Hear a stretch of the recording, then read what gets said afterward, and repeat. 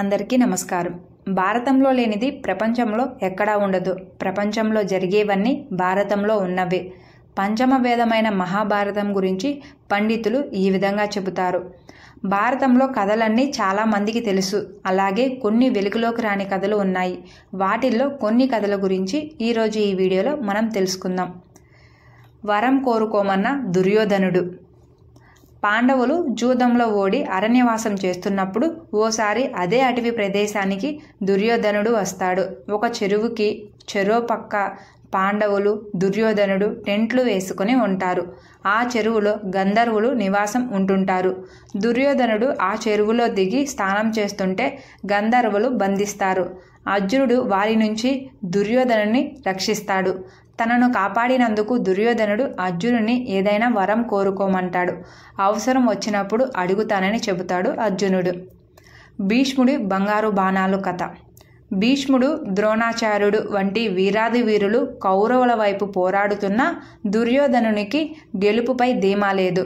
ఒక రాత్రి భీష్ముడి దగ్గరికి వెళ్ళి, మీరు పాండపుత్రుల మీద ప్రేమతో యుద్ధం సరిగ్గా చేయడం లేదు అంటూ నిందిస్తాడు. దాంతో కోపోద్రిక్తుడైన భీష్ముడు 5 బంగారు బాణాలను పట్టుకొని మంత్రం జపిస్తాడు. ఆ 5 బాణాలతో పంచపాండవులని వధిస్తానని ప్రతిజ్ఞ చేస్తాడు. దుర్యోధనుడు ఆ 5 బాణాలను ఆ రాత్రికి తన దగ్గరే ఉంచుకుంటానని, ఉదయాన యుద్ధ సమయానికి ఇస్తానని చెప్పి తీసుకెళ్ళిపోతాడు. అర్జునుడు అడిగిన వరం కథ. భీష్ముడి బాణాలను దుర్యోధనుడు తన గదికి తెచ్చుకున్న రాత్రే అర్జునుడు కృష్ణుడి యుద్ధం గురించి చర్చిస్తూ ఉంటారు. సర్వాంతర్యామి అయిన శ్రీకృష్ణ పరమాత్ముడికి బాణాల గురించి దివ్య దృష్టి ద్వారా తెలిసిపోతుంది. అర్జునునితో ఒకప్పుడు దుర్యోధనుడు నీకిస్తామన్న వరాన్ని కోరుకునే సమయం వచ్చిందని చెబుతాడు. బంగారు బాణాలను అడిగి రమ్మని దుర్యోధనుడి దగ్గరికి పంపిస్తాడు. క్షత్రియుడిగా దుర్యోధనుడు ఇచ్చిన మాటని నిలబెట్టుకొని బాణాలని ఇచ్చేస్తాడు. తిరిగి భీష్ముడి దగ్గరికి వెళ్ళి మళ్ళీ మంత్రించిన బాణాలని ఇమ్మని కోరతాడు. అసాధ్యమని చెబుతాడు భీష్ముడు. అందుకే అంత తెలివి కథ. పాండవుల్లో వీరుడు అర్జునుడే కావచ్చు, కానీ విజ్ఞావంతుడు సహదేవుడు. ఆ తెలివితేటలు తండ్రి పాండురాజు నుంచి వచ్చాయి. పాండురాజుకి భూత, భవిష్యత్, వర్తమాన కాలాల్లో ఏం జరుగుతుందో ముందే తెలిసిపోతుంది. పాండురాజు మరణానికి చేరువుగా ఉన్నప్పుడు కొడుకులని పిలిచి తన మెదడును సమభాగాలుగా చేసుకొని తినమంటాడు. కేవలం సహదేవుడు మాత్రమే ముందుకు వచ్చి ఆ మెదడును తింటాడు. పాండురాజుకున్న శక్తులన్నీ సహదేవుడికి వచ్చేస్తాయి. జ్యోతిష్యంలో కూడా దిట్ట. అతనికి భవిష్యత్తులో జరిగే కురుక్షేత్ర యుద్ధం గురించి ముందే తెలుసు. అయినా ఏమీ జరగనట్టే ఉన్నాడు. కురుక్షేత్రానికి ముహూర్తం కథ. శకునికి సహదేవుడు శక్తుల గురించి తెలుసు. అందుకే దుర్యోధనుణ్ణి కురుక్షేత్ర యుద్ధానికి ముహూర్తం పెట్టించుకోమని సహదేవుడి దగ్గరికే పంపుతాడు. దుర్యోధనుడే తమ మొదటి శత్రువు అన్న సంగతి తెలిసి కూడా నిజాయితీగా మంచి ముహూర్తాన్ని నిర్ణయిస్తాడు. ఇరవనుడి ఆత్మసంతర్పణ కథ.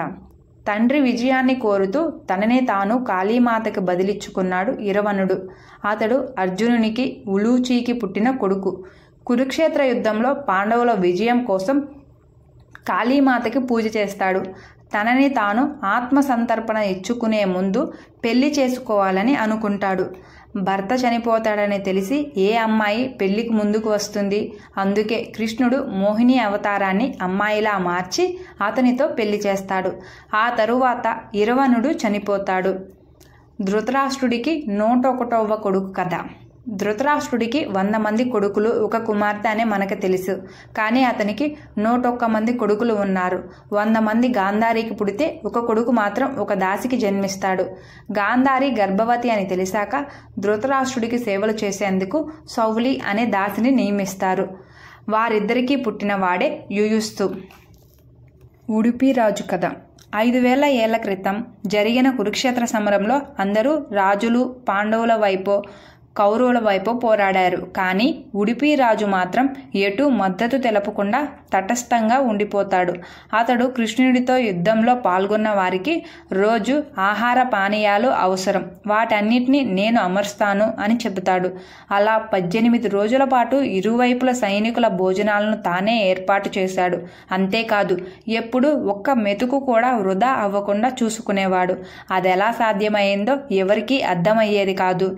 రోజు 100 మంది సైనికులు చనిపోతుండేవారు. ఆ లెక్క సరిగ్గా ఎవరికీ తెలియదు. అలాంటిది ఉడిపి రాజు మాత్రం ఎంతమంది సైనికులు బతుకుతున్నారో వారికి సరిపోయేట్టుగానే ఆహారం వండించేవాడు.